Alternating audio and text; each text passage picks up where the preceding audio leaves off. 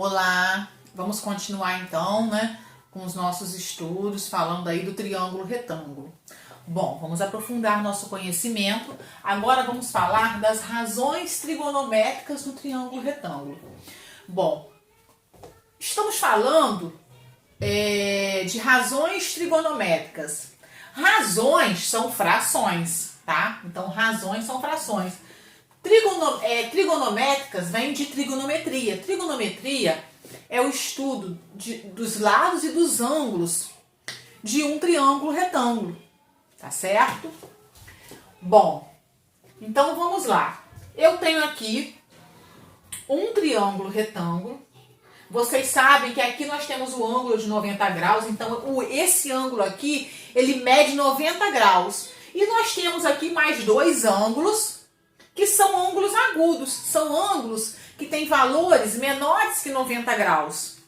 E essas razões trigonométricas, elas vão ser, a gente vai calcular, vai trabalhar com elas em cima desses ângulos aqui, desses ângulos agudos, desses ângulos que são menores que 90 graus.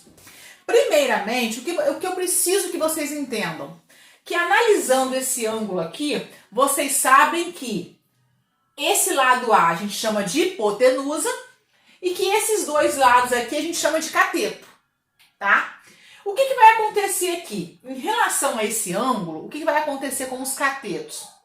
Esse cateto aqui, eu falo que ele é cateto oposto a esse ângulo aqui. Ele está oposto, então ele é cateto oposto, tá? E esse outro cateto aqui, ele vai ser cateto adjacente, tá? Ele vai ser o cateto adjacente. Ele é o cateto que está formando esse ângulo aqui, tá certo? Então a gente chama de cateto adjacente. Então o cateto oposto é o que está oposto e o cateto adjacente é o que forma o ângulo. Agora, o que eu fiz? Eu troquei, eu estava falando desse ângulo, agora eu vou falar desse ângulo aqui, ó. Desenhei aqui desse ângulo aqui. Vocês sabem que esse lado aqui é a hipotenusa e que esses dois lados são os catetos do triângulo retângulo. Agora vamos identificar quem é o oposto e quem é o cateto adjacente. Então, quem é o cateto oposto a esse ângulo aqui? Agora é esse aqui que é o cateto oposto, ó, ele está oposto a esse ângulo. Cateto oposto.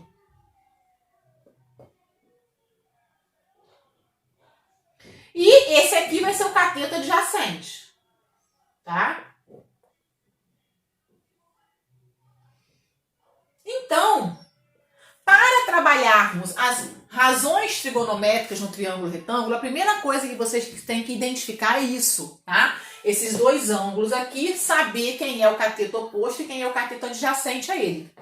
Esse lado A, que sempre a gente chama de hipotenusa, então isso aqui não vai mudar, é a hipotenusa, tá? Vou até abreviar aqui, ó, hipotenusa, hipotenusa, isso aqui não tem erro. Tá? Então, o primeiro passo é esse. Entendendo isso, agora nós vamos trabalhar com as razões que eu falei com vocês, que são frações, tá certo? Então, que frações são essas? Ó, a primeira aqui é quando eu quero calcular o seno de um ângulo, tá? Eu vou pegar cateto oposto dividido pela hipotenusa. Então, vamos lá. Nesse ângulo aqui, se eu quero calcular o seno dele, eu vou pegar cateto oposto dividido pela hipotenusa. Então, aqui vai ficar como, ó, B sobre A. B sobre A. Se eu quiser calcular o cosseno dele, o cosseno dele é cateto adjacente sobre hipotenusa. O cateto adjacente é o lado C e a hipotenusa é A. Então, fica C sobre A. Agora, se eu quero calcular a tangente desse ângulo, eu vou pegar o cateto oposto dividido pelo cateto adjacente, B sobre C. B sobre C. Então, eu fazendo isso aqui, eu vou estar calculando o quê? Seno, cosseno e a tangente desse ângulo. O que é o seno, cosseno e a tangente? São valores que a gente usa, que a gente trabalha na trigonometria. Tá? O seno, cosseno e a tangente de um ângulo, a gente trabalha isso aonde? Na trigonometria, aqui no triângulo retângulo. São valores, tá?